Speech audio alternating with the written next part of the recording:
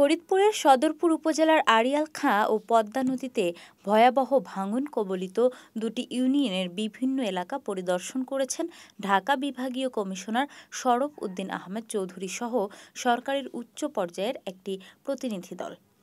সোমবার সকালে সদরপুর উপজেলার চরমোনাইর ভাঙন কবলিত এলাকা ও দুপুরে আকুটের চর এলাকা পরিদর্শন করেন তারা। পরিদর্শন শেষে ঢাকা বিভাগীয় কমিশনার শরফ উদ্দিন আহমেদ চৌধুরী বলেন, আমরা আজ সদরপুর উপজেলার আড়িয়াল খাঁ নদ ও পদ্মা নদীতে ভাঙন কবলিত দুটি এলাকা পরিদর্শন করেছি। ভাঙন কবলিত এসব এলাকার মানুষ খুব খারাপ অবস্থায় রয়েছে।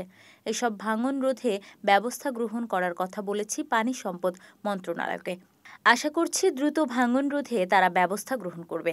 এ সময় অন্যদের মধ্যে উপস্থিত ছিলেন পানি সম্পদ মন্ত্রণালয়ের অতিরিক্ত সচিব আব্দুল লতিফ মোল্লা, স্থানীয় সরকার মন্ত্রণালয়ের অতিরিক্ত সচিব ফজলুর রহমান, ফরিদপুর জেলা প্রশাসক মোহাম্মদ কামরুল হাসান মোল্লা, ফরিদপুর পশ্চিম অঞ্চল জোনের প্রধান প্রকৌশলী মোহাম্মদ শাহজাহান সিরাজ, সদরপুর উপজেলা নির্বাহী কর্মকর্তা আল মামুন সহ অন্যান্যরা।